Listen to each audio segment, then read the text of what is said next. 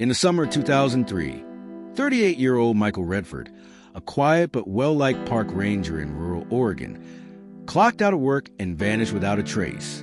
He was last seen leaving the Willow Creek Ranger Station, located near the dense, heavily forested foothills of the Cascades.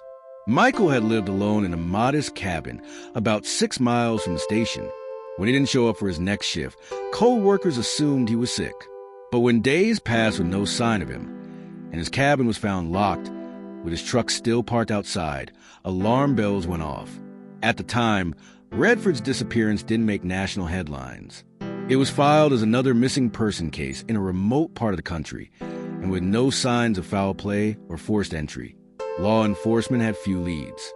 But for the small logging town of Ashbury, Michael's absence felt like a shadow cast over the community. He was trusted, known for his deep respect for the land, and had no known enemies. The case slowly went cold. Over the years, rumors swirled. Some believed he'd gone off the grid. Others whispered about animal attacks, or even the occult, given Ashbury's proximity to. The official investigation yielded little. There were no signs of struggle in his cabin, no suspicious activity on his bank account. His cell phone was left behind. A brief search party combed the nearby forest, but heavy rains had washed away any possible tracks. Every few years, the case was revisited, especially when bones or remains were found nearby. But none were his. In 2023, exactly 20 years later, everything changed.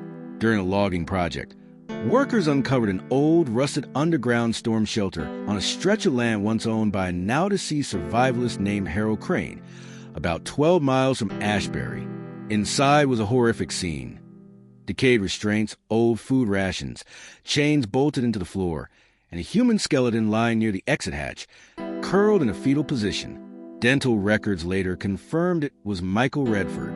The discovery led authorities to reopen every file connected to Harold Crane, a Vietnam veteran with severe PTSD and known anti-government views. Crane had always been considered eccentric but not violent. He died in 2011 from a heart attack, and his property had remained untouched since. Further investigation uncovered pages of Crane's journals in his old home, filled with paranoid rants about government spies in uniforms and agents posing as rangers. One entry, dated the day before Michael vanished, read, "He watches the trails. He marks the reports. He's seen the antennas. I can't let him blow the lid off this. They'll come for me next." It's believed Crane kidnapped Michael, mistaking him for some kind of federal agent. He locked him in the bunker, possibly intending to interrogate him or keep him quiet. The hatch was rusted shut from the outside, with no sign it was ever reopened. Michael, trapped underground with no means to escape, died alone. Authorities estimated he survived for several days, maybe longer, based on condition of the space and contents found.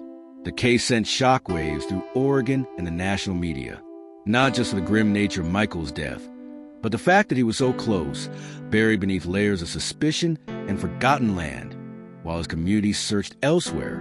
Michael was finally laid to rest with honors, and a memorial was placed near the ranger station where he last checked in. His family, long fractured by years of uncertainty, found some closure. But the most chilling part? Investigators believe Harold Crane may have built more than one underground shelter. A new search is underway, and in the woods of Ashbury, the trees still whisper secrets no one wants to hear.